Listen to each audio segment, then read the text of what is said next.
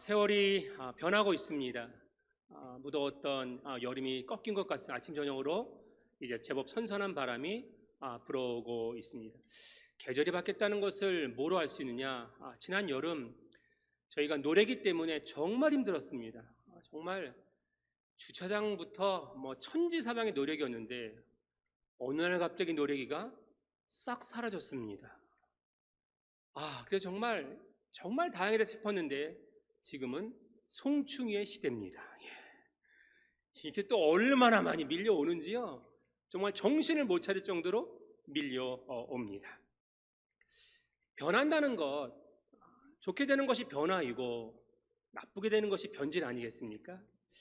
참 이스라엘 백성들의 역사를 돌아보면 마음 아픈 일들이 너무 많이 있습니다. 하나님의 전적인 은혜가 아니었다면 이들은 애굽에서 끝까지 노예로 살다 질이 멸렬했을 것입니다. 근데 하나님께서 이들의 삶을 돌아보시고 이들의 울부짖음을 하나님이 들으시고 모세를 통하여 이들을 축복하시고 애굽에서 자유민으로 이끄십니다. 지난주에 제가 말씀드렸지만 인간의 삶은 그 삶의 기반 하나님이 자유에 두셨습니다. 근데 이 자유가 인간의 삶의 모습에서 인간이 선택하고 판단하는 것이 계속 학습되다 보면 인간이 어디까지 되느냐? 눈이 밝아져서 하나님처럼 되고 싶습니다. 인간에게 주신 삶의 기반인 자유는 반드시 그 자유의 기반인 신앙을 기반으로 해야 되는데 신앙의 기반이 사라지게 되면 그 자유는 모든 문명과 인류를 결국 무너뜨린다는 것을 우리가 지나온 역사 속에서 보아왔습니다. 하나님께서는 이스라엘 백성들에게 정말 특별한 인물인 모세를 주셨습니다. 그 모세의 시간 80세의 부름을 받고 40년 동안 이들을 이끌었습니다. 가나안을 목적에 두었는데 패역한 이스라엘 백성 때문에 모세는 그 땅을 밟지 못하게 됩니다. 120세에 하나님의 부름을 받습니다. 그리고 이어진 여호수아의 시간, 여호수아가 가나안 땅에 이들을 이끌었습니다. 그리고 110세의 여호수아도 죽음을 맞게 되었습니다. 그 여호수아가 죽음을 맞게 되어서 여호수아 마지막 장입니다. 24장 33절로 끝나는데 31절에 보면 우리 다 같이 한번 읽어볼까요? 시작. 이스라엘이 여호수아가 사는 날 동안과 여호수아 뒤에 생존한 장로들 곧 여호와께서 이스라엘을 위하여 행하신 모든 일을 아는 자들이 사한 날 동안 여호와를 섬겼더라. 아멘. 이 말씀에서 알듯이 모세가 있는 동안 여호수아가 생존해 있는 동안 여호수아의 지도를 받았던 장로들이 생존해 있는 동안만 하나님 섬겼습니다. 그리고 시작된 시대가 사사시대입니다. 사사시대는 처음부터 끝까지 결국 인간의 삶이었습니다. 사사기 마지막 장 마지막 절 너무나도 유명한 말이죠. 사사기 21장 25절의 말씀에 이렇게 말하고 있습니다. 자, 보시면 시작. 그때에 이스라엘의 왕이 없으므로 사람이 각기 자기의 소견에 오른 대로 행하였더라. 아멘. 이건 늘 읽어도 아멘하고 싶지 않은 거죠. 그러니까 사사기의 그 시간 동안에 사람의 소견에 오른 대로 행동하였다라고 하는 것. 지금의 모습과 똑같지 않습니까? 이러한 사사기 시대가 사무엘을 통하여 이제 끝나게 되는데 그 끝나는 때에 이스라엘 백성이 누굴 원해요? 하나님 필요 없다는 겁니다. 이제 보이지 않는 하나님 죄송합니다. 이제 지긋지긋하니까 다른 나라처럼 보이는 왕을 달라. 그러니까 하나님이 왕인 게 싫은 겁니다. 사람을 달라. 그래서 세운 게 누구예요? 가장 작은 지파인 베냐민 지파에 사울을 세웠습니다. 그래서 사울과 다윗 그리고 솔로몬까지 이어지는 통일왕국 시대가 지나가고 통일왕국의 마지막 솔로몬이 하나님의 말씀을 거역하고 두 번이나 나타나셔서 그렇게 하지 말라 하시지만 그는 하나님의 말을 듣지 않습니다. 결국 분열왕국이 되어서 북이스라엘은 10지파가 모이는 거죠. 그래서 북이스라엘이 되었습니다. 그런데 이 북이스라엘은 어떻게 되었습니까? 결국 인본주의적인 삶을 살다가 아수르에서 722년에 멸망당하고 우리가 예수님 시대에 늘 유다 사람들이 개 취급하였던 누가 되는 거예요? 사마리아인으로 전락되는 겁니다. 그리고 남유다, 베냐민과 유다 지파가 합세해서 만들어진 이 나라 오래 가나요?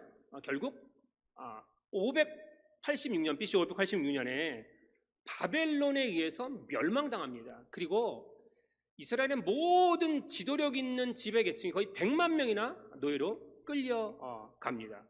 자, 오늘 본문에 나온 다니엘과 세 친구는 이때 바벨론에 의해서 포로로 끌려간 왕족들입니다. 근데 어려서부터 뛰어난 지혜와 명철이 있었다는 것을 우리가 다니엘서를 통해서 알 수 있죠. 그래서 이 바벨론에서 이들을 왕궁에서 일하도록 만들었습니다. 우리가 이 땅에 태어나 살면서 늘 생각하는 것 중에 하나가 이거죠. 나도 세상에 한번 정점에 서보고 싶다는 욕망이 있습니다. 어떤 것이든 뭐 돈으로 정점이 되든 아니면 인기로 되든 뭐 명예로 되든 어떤 것이든 정점이 되고 싶습니다. 가장 정점 뭐예요? 권력이죠. 모든 걸 지배할 수 있습니다. 그 정점의 자리에만서만 이렇게 민주화된 사회에서도요, 대통령만 되면 나라를 자기 마음대로 바꿀 수 있는 것, 우리 지금 보고 있지 않습니까? 뭐든지 할 수 있습니다. 근데 고대 사회는요, 왕이라고 하는 존재는 바로 신이고 법 자체입니다.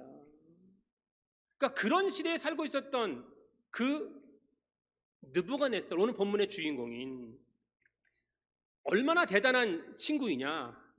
당대 세강의 최강국의 왕이었습니다. 거기다 젊었습니다. 예. 젊은 게 얼마나 좋은 건지 젊은 사람들은 모릅니다. 예.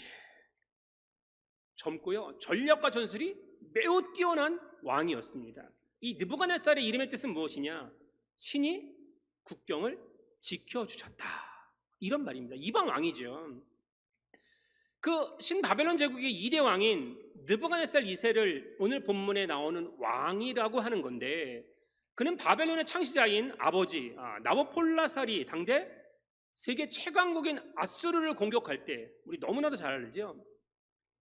니느웨, 요나가 하나님 말씀 듣지 않고 갔던 그 니느웨를 함락시킬 때 왕자로 참전해서 전술을 짰던 사람입니다. 그리고 이 느부갓네살이 어떤 대단한 사람이냐? 3년 뒤에 아수르의 세력이 약해졌습니다. 그러니까 이제 애굽의 바로 느고가 다시 아래쪽에서 치고 올라옵니다. 그럴 때 갈그미스 전투에서 애굽을 완전히 무너뜨립니다. 그리고 세계 최강국의 전성시대를 만들었던 왕이 누구냐? 바로 느부갓네살입니다. 젊지요? 가장 큰 권력을 갖고 있습니다. 본인이 한번 얘기하면 그 앞에서 누구도 고개를 들 수 없을 정도의 최강의 사람이었습니다. 그리고 지금까지 실패를 몰랐습니다. 얼마나 교만했겠습니까? 그런데 오늘 본문이 얘기하는 건 뭐예요? 그렇게 대단한 왕이고 젊고 실패를 모르는 자라 할지라도 오늘 뭐 때문에 번민해요? 오늘 꿈 때문에 번민합니다. 예. 꿈 때문에 스트레스 받는 겁니다. 오늘 우리가 그렇게 생각해요. 삶을 살아가면서 우리 인생에서 맞닥뜨린 여러 가지 문제 때문에 저나 오늘 TV 앞에 있는 모든 분들이나 다 흔들릴 수 있습니다. 예. 그럼 오늘 본문에서 느부갓네살은 왜 흔들렸느냐? 오늘 성경은 이렇게 얘기하죠. 다스린 지 2년이 되었다. 2년 차입니다. 집권 2년 차에 그가 꿈을 꿨는데 그 꿈 때문에 큰 번민에 쌓였습니다. 사랑하는 간학교 성도 여러분, 요즘 잠 잘 주무시나요? 번민은 없으신가요? 가뜩이나 힘든 상황, 코로나19로 더 어려워져서 만나고 싶어도 만나지도 못하고 나가고 싶어도 나가지도 못하고 참 힘든 삶의 모습, 뭐 정신적이나 경제적이나 여러 상황이 우리의 삶을 어렵게 만들어서 번민이 가득한 시대를 살고, 이럴 때 잠 잘 못 잘 수 있습니다. 우리 모두 그러잖아요. 생각이 많으면 꿈이 많습니다. 생각하면 그 사람이 꿈에 나타나기도 합니다. 예. 요즘은 어떤 꿈을 꾸시나요? 고대 근동 사회에서는요, 꿈을 귀하게 여겼습니다. 요셉의 꿈과 오늘 느부갓네살이 꾼 꿈의 종류는 다르죠. 하나님이 주신 꿈이긴 하지만 그 꿈이 하나님이 사용하실 거냐 말 거냐의 삶의 모습에서 갈림길에 서 있는 겁니다. 그래서 이 꿈을요, 해석하는 사람들이 인정받는 시대였습니다. 그걸 해석해 주는 사람이 부귀와 영화를 누리고 있던 시대였습니다. 인간의 삶의 모습에서 가장 중요한 것이 오늘 무엇이냐라고 하는 것, 대단한 사람이지만 느부갓네살이 꿈 때문에 고민하고 번민하는 나약한 인간의 모습을 보이고 있다라고 하는 것입니다. 세상의 모든 권력이 그 꿈을 해석해 줄 수 없습니다. 더 큰 문제는 느부갓네살이 갖고 있는 게 뭐예요? 우리가 같이 사회생활하고 사람 만나면서 가장 싫어하는 사람 종류 중에 하나가 뭐냐면, 어느 정도 위치에 올라가면 그 사람의 내면이 드러나는 거죠. 그래서 요즘 흔히 이 세상 말로 갑질이라는 말 쓰지 않습니까? 이해도 배려도 아무것도 없습니다. 자기 뜻대로 자기만 맞습니다. 자기의 뜻대로 맞지 않으면 다 틀린 것이라고 주장하는 사람들. 그런데 그 사람이 내 상사가 되고 가장 최고의 정점에 이르게 되면 정말 힘든 겁니다. 오늘 느부갓네살이 폭군이 되어가는 모습을 성경은 이야기하고 있습니다. 자기가 꿨는데요, 꿈을 기억하지 못합니다. 우리도 그럴 때 많죠. 분명히 꿈은 꿨어요. 근데 뭔가 좀 이상한데 기억이 안 나요. 그럼 우리 어떻게 해요? 그냥 잊어버리고 마는 거죠. 근데 이 느부갓네살은 그 꿈이 참 이상하고, 그리고 자기가 이 제국을 통치하는 왕, 이제 2년밖에 안 됐는데 제국 전체가 흔들릴 수 있다는 생각이 불안감으로 엄습하는 꿈이었던 것으로 느껴지는 겁니다. 그러니까 모든 사람들을 부릅니다. 자, 모든 사람들이 누구냐? 오늘 본문 2절을 보시면 그 당대에 가장 강력했던 지혜자라고 얘기했던 박수, 술객, 점쟁이, 갈대아 술사다라고 성경은 나와 있습니다.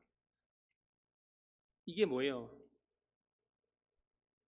나라의 큰 일을 맡을 때, 지금도 어떤 굴지 회사들은 공장 부지를 선정할 때 누구한테 간대요? 큰 무당한테 가잖아요. 우리 모두 다 알고 있는 사실 아닙니까? 여기서 말하는 박수는요, 비밀스러운 일을 집행하는 자들을 이야기하는 것이고, 술객은 각종 주문으로 저주를 내리거나 액을 쫓아내는 사람들이고, 점쟁이는 다양한 방법으로 미래를 알아맞추는 사람, 술사는 천체별을 통해서 특별한 지식을 얻는 제사장들을 이야기하고 있습니다. 3절에 10일까지는요, 느부갓네살과 이 가장 큰 지혜자라고 하는 사람들 가운데 논쟁이 붙는 겁니다. 어떤 논쟁이요? 3번. 근데 그 논쟁의 중심은 뭐예요? 내가 꿈을 꿨는데 너희가 그 꿈을 알아내라는 겁니다. 꿈을 알아낼 뿐만 아니라 꿈을 해석하라는 것입니다. 사랑하는 여러분, 자기도 모르는 꿈을 어떻게 알아내겠습니까? 그래서 얘기하는 게 뭐예요? 자, 느부갓네살이 너무 화가 나니까 권력 갖고 있는 사람들이, 돈 갖고 있는 사람들이 하는 모습이 전형도 안 납니다. 5절에 뭐라고 나와 있습니까? 자, 시작. 왕이 갈대아인들에게 대답하여 이르되 내가 명령을 내렸나니 너희가 만일 꿈과 그 해석을 내게 알게 하지 아니하면 너희 몸을 쪼갤 것이며 너희 집을 거름더미로 만들 것이요. 무서운 말을 합니다. 있을 수 없는 말이죠. 그러면서 반대로 또 어떤 말을 해요? 6절 시작. 너희가 만일 꿈과 그 해석을 보이면 너희가 선물과 상과 큰 영광을 내게서 얻으리라. 그런즉 꿈과 그 해석을 내게 보이리라 하니. 참 폭군의 전형적인 모습이죠. 알아맞히고 해석하면 내가 큰 상을 주지만 알아내지 못하고 해석하지 못하면 다 죽일 거야. 너희만 죽이는 거 집안 전체를 다 죽일 거야 라고 얘기하는 것입니다. 자, 느부갓네살이 답답해요? 이 명령을 받은 지혜자들이 답답해요? 둘 다 답답한 겁니다. 근데 권력은 누가 갖고 있어요? 느부갓네살이. 그러니까 이 지혜자들이 결국 뭐라고 얘기합니까? 10절에 나와 있습니다. 10절. 갈대아인들이 왕 앞에 대답하여 이르되 세상에는 왕의 그 일을 보일 자가 한 사람도 없으므로 어떤 크고 권력 있는 왕이라도 이런 것으로 박수에게나 술객에게나 갈대아인들에게 물은 자가 없었나이다. 아멘. 이게 무슨 말인지 아시겠죠? 이거는 신만이 아는 일이지 사람은 알 수가 없다. 그래서 오히려 누구를 뭐라 그래요? 왕을 뭐라 그럽니다. 역대 왕들 중에 이런 거를 가지고 질문한 사람은 없다라고 이야기하는 것입니다. 다시 말하면 뭐예요? 이런 인간의 지혜를 뛰어넘는 일이다라고 얘기하는 것입니다. 요즘 초고속 인터넷 사회 아닙니까?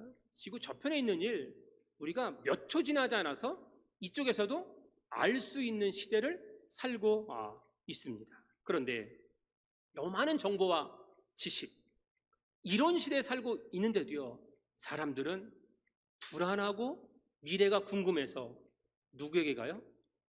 미래를 알려준다는 사람들에게 갑니다. 우리 주변에 정말 인터넷에도 정말 많습니다. 그래서 이런 사람들을 가르치는 학교와 협회가 있는 것 아세요? 전문 자격증 줘요. 네. 관심 갖지 마세요. 자, 어떤 단체냐? 대한경신연합회가 있습니다. 그리고 한국역술인협회라고 하는 곳이 있습니다. 이곳에 와서 배우면 증을 줍니다. 그래서 가게를 차릴 수 있습니다. 예. 현재 우리나라에 무당이나 점술업에 종사하는 사람이 협회에 등록되어 있는 사람만 얼마냐? 50만 명 정도 된다고 합니다. 엄청 많습니다.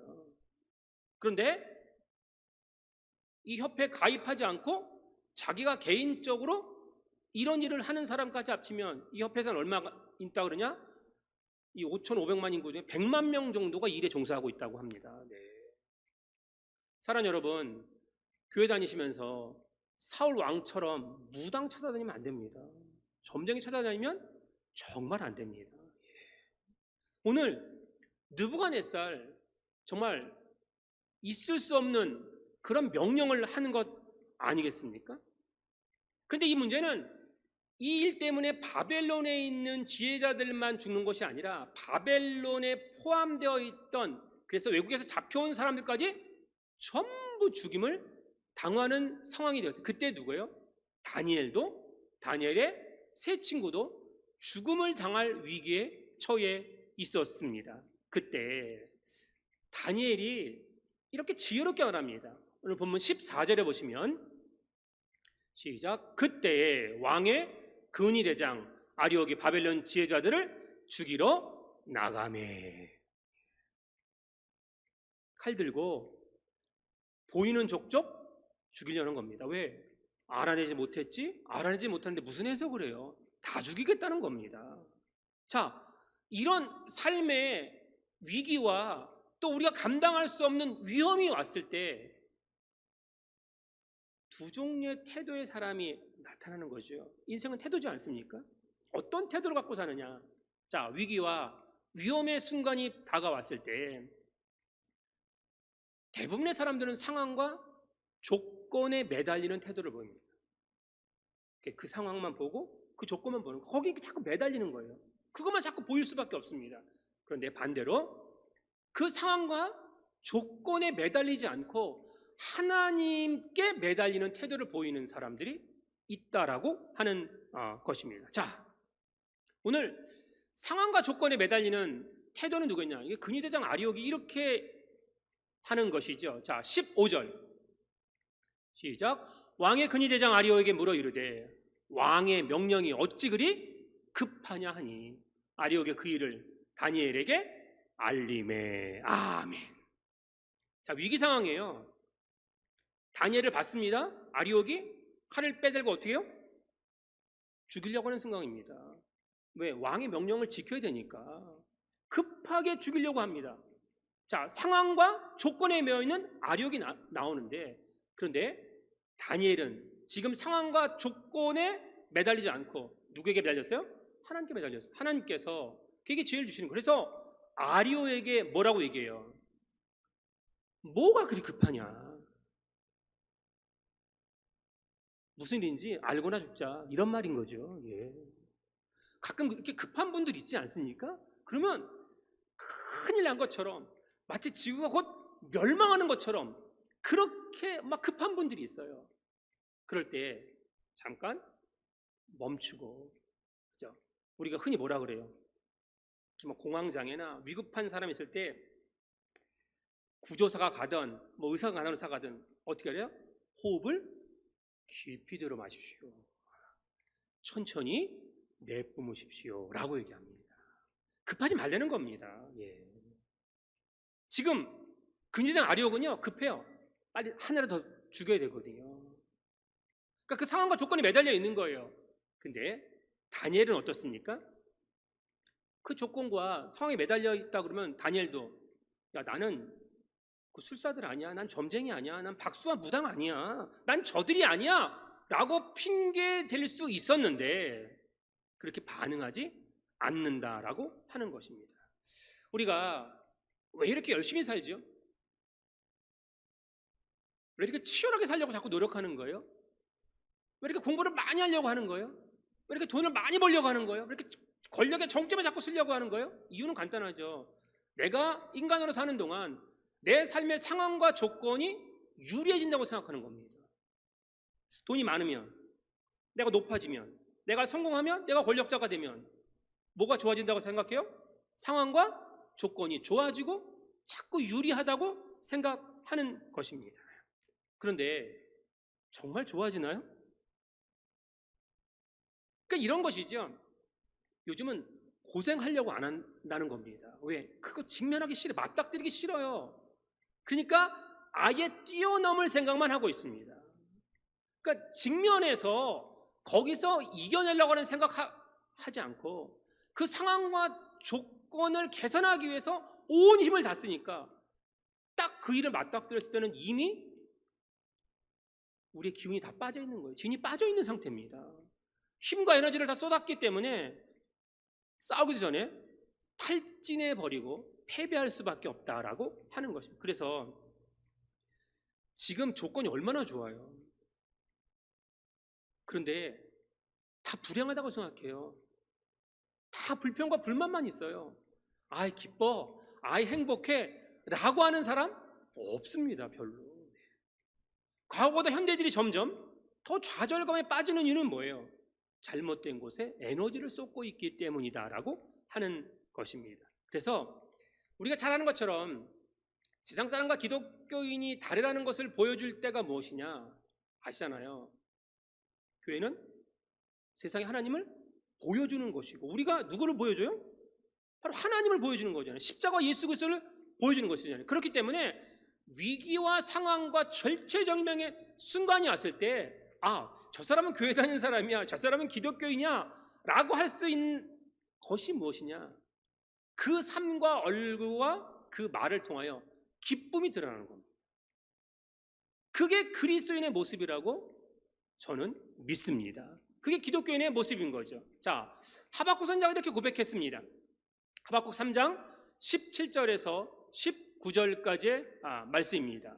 비록 무화과 나무가 무성하지 못하며 포도나무 열매가 없으며 감람나무에 소출이 없으며 밭에 먹을 것이 없으며 우리의 양이 없으며 외양간에 소가 없을지라도 나는 여호와로 말미암아 즐거워하며 나의 구원의 하나님으로 말미암아 기뻐하리로다.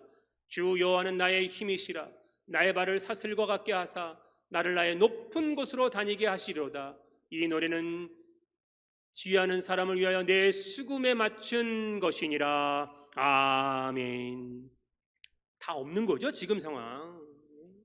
어디를 보아도 아무것도 없는 그런 상황이 되었습니다. 전쟁으로 폐허가 되어서 아무것도 없습니다. 그런데 뭐 가진 것으로, 내가 쌓은 것으로, 내가 보는 것으로가 아니라 나는 누구로 말미암아 기뻐한다고요?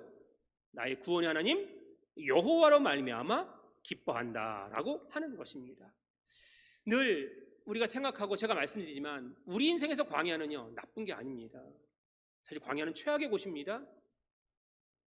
아무런 것도 기대할 수 없는, 그곳에 무슨 소출이 있겠습니까? 언제까지 갈 수 있어요? 낮에는 찌는 듯한 감당할 수 없는 더위, 밤에는 강한 추위가 있어 사람이 살아갈 수 없는 곳입니다.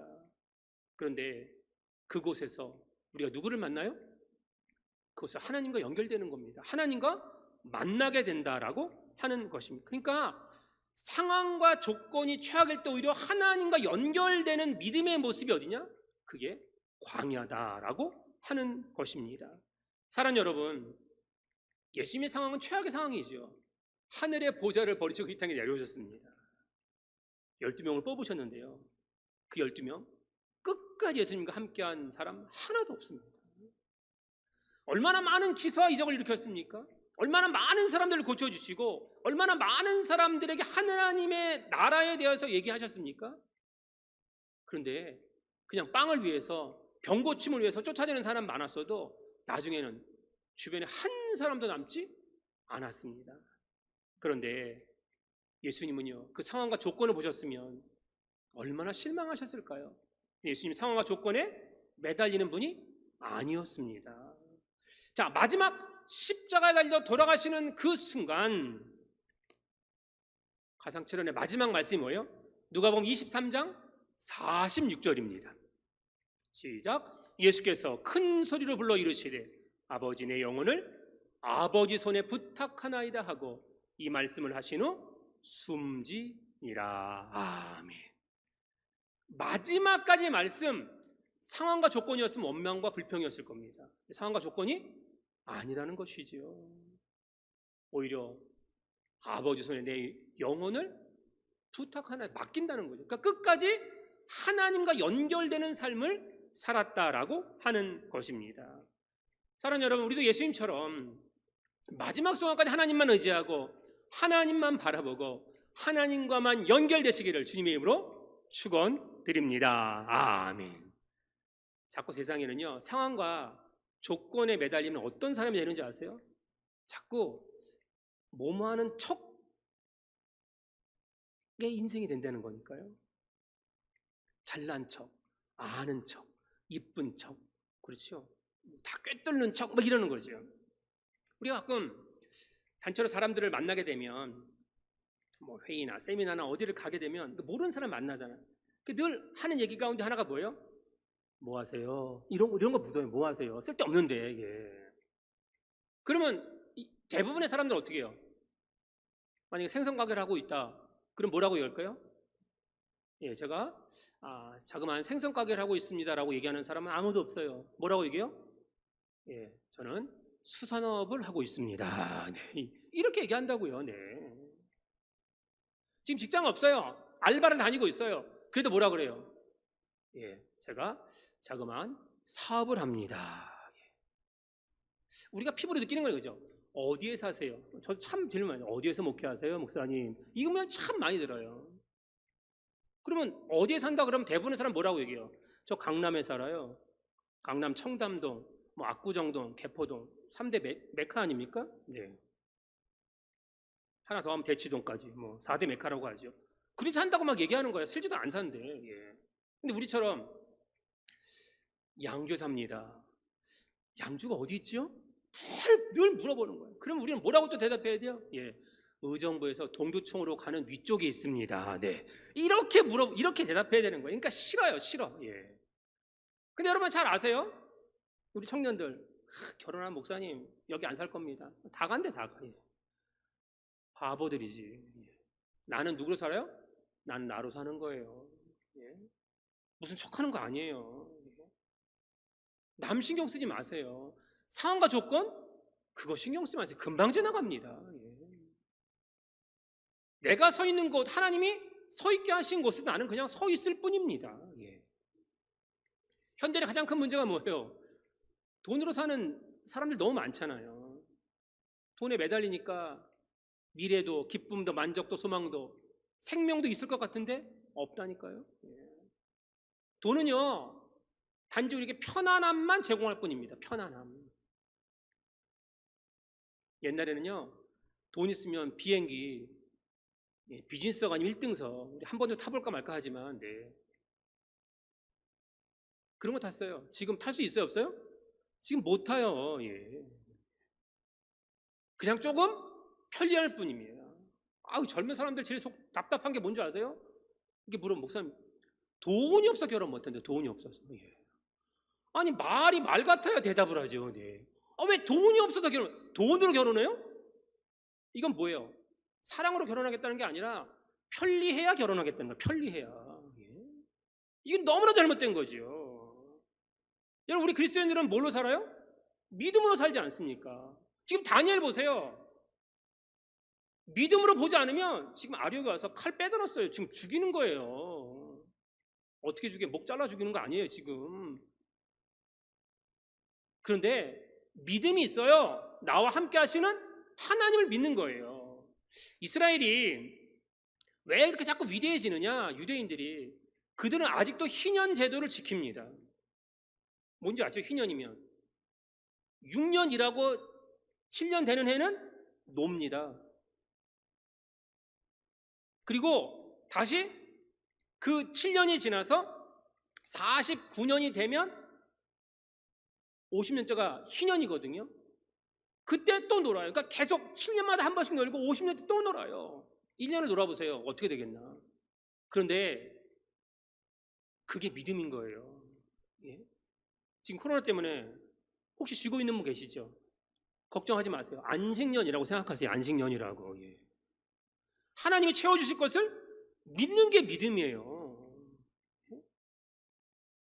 아니, 하나님 믿는다고 하면서 주일도 못 지켜, 11조도 못 지켜, 이런 기본적인 삶도 못하는 삶을 사는 건 이건 믿음 있는 게 아니잖아요. 하나님 나의 필요를 채우신다는 믿음이 반드시 있어야 되는 것입니다. 상과 조건에 자꾸 따르게 되면 우리가 어떻게 변질되는, 요즘 기독교인들 가운데 기독교인이라고 자신 있게 얘기하는 사람이 참 많잖은 시대에 살고 있습니다. 세상은 원래 그렇게 만들었어요. 유럽의 기독교사를 보면요, 전체가 다 기독교가 지배했습니다. 근데 단 두 나라가 이슬람이 지배했어요. 그게 어디냐면 스페인과 포르투갈 지역입니다. 이슬람이 지배했는데요, 기독교인들한테 박해를 안 했어요. 단지 뭐랬냐? 너 이슬람 안 믿고 기독교인으로 살면 세금 우리보다 2%만 더 내. 그랬어요. 사랑하는 여러분, 이게 소통이 안 되니까, 볼 수가 없으니까, 자, 기독교인으로 사는데 2%만 더 내라 그래. 2%만 더 내면, 이슬람 사람보다 2%만 더 내면 기독교를 살 수 있게 해준대요. 그러면 여러분 어떻게 하실 거예요? 2%더 내고 기독교인으로 살 거예요? 아니면 이슬람으로 개종할 거예요? 근데 아세요? 역사를 보면요, 대부분의 사람들이 세금 2% 때문에 이슬람으로 다 개종해 버렸어요. 결국 뭐예요? 인생의 삶의 본질이 뭐라는 거예요? 기독교인들도 돈이었다는 거예요. 그러니까 우리가 이렇게 약하다고요. 우리가 내가 다 걱정하지 마세요. 제가 다 할 수 있어요. 아니요, 약해요. 분명히 약해. 그래서 우리가 어떻게 되냐? 성령님이 나를 위해 기도해 달라는 그 기도가 반드시 필요하다는 겁니다. 그래서 우리가 너무나도 잘 아는 로마서 8장 26절 시작. 이와 같이 성령도 우리의 연약함을 도우시나니 우리는 마땅히 기도할 바를 알지 못하나 오직 성령이 말할 수 없는 탄식으로 우리를 위하여 친히 간구하시느니라. 아멘. 그러니까 내 혼자만의 기도는 안 되느라 성령이 도와주셔야 된다라고 하는 것입니다. 그런데요, 이 도움을 요청할 때 어떻게 되냐? 다니엘이 오늘 정말 믿음의 사람이라는 것을 알 수 있습니다. 어떻게 해요? 죽음을 맞이하는 상황입니다. 자, 아리옥이 그 얘기를 들었어요. 그리고 나서 어떻게 했어요? 도망갔습니까? 난 아니라고 했습니까? 아닙니다. 자, 다니엘서 2장 17절 18절 시작. 예, 다니엘이 자기 집으로 돌아가서 그 친구 하나냐와 미사엘과 아샤라에게 그 일을 알리고 하늘 계신 하나님이 이 은밀한 일에 대하여 불쌍히 여기사 다니엘과 친구들이 바벨론의 다른 지혜자들과 함께 죽임을 당하지 않게 하시기를 그들로 하여금 구하게 하니라. 아멘. 뭐 했다는 거예요? 기도했는데 혼자 했어요? 아니요, 기도에 동역자들을 모아서 기도의 전선을 형성했다는 겁니다. 혼자 기도하지 않았습니다. 예수님 말씀, 두세 사람이 내 이름으로 모인 곳에 내가 너희와 함께 하리라 말씀하셨듯이 우리가 기도의 동역자를 자꾸 찾아야 돼요. 이 기도의 동역자가 우리의 삶에 정말 필요하다라고 하는 것입니다. 세상적으로 뛰어난 사람들, 뭐 이름 있는 사람들, 명망가들, 뭐 권력 있는 사람들, 그 사람들을 사용하는 게 아니라는 겁니다. 왜? 육과 영은 다릅니다. 성경은 분명히 얘기하고 있어요. 요한복음 3장 6절 시작. 육으로 난 것은 육이요 영으로 난 것은 영이니. 아무리 좋아도요, 좋은 거 합해도 육은 육이라는 거예요.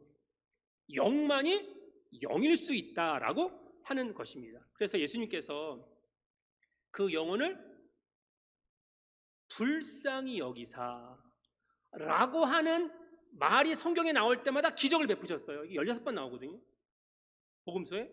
그러니까 예수님이 그 영혼을 어떻게 보셔야 돼요?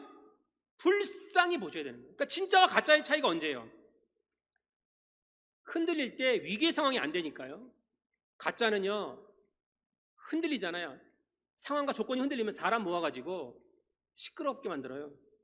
근데 진짜는요, 흔들릴 때 믿음 있는 사람들을 모아서 기도의 전선을 만들어냅니다. 그래서 하나님을 향한 거룩한 삶의 모습이 나타나는데, 그 다니엘의 찬송과 기도가 오늘 보면 19절 20절에 나와 있습니다. 시작. 이에 이 은밀한 것이 밤의 환상으로 다니엘에게 나타나 보임에 다니엘이 하늘에 계신 하나님을 찬송하니라. 다니엘이 말하여 이르되 영원부터 영원까지 하나님의 이름을 찬송할 것은 지혜와 능력이 그에게 있음이로다. 아멘. 그러니까 지혜와 능력의 근원이 누구라는 거예요? 하나님이라는 거죠. 오늘 낭입사님이 찬송하지 않았습니까? 원하고 바라고 뭐예요? 기도하는 겁니다. 위기의 순간에 하나님처럼 흔들리지 않고 기도의 동역자를 모아서 기도의 전선을 만들고 하나님 앞에 기도하게 될 때 하나님이 어떻게 하시느냐? 오늘 본문 21절입니다. 시작. 그는 때와 계절을 바꾸시며 왕들을 폐하시고 왕들을 세우시며 지혜자에게 지혜를 주시고 총명한 자에게 지식을 주시는도다. 아멘. 때와 계절을 바꾸시는 하나님이라는 겁니다. 전도서 3장 1절에 3절은 더 정확하게 말하고 있습니다.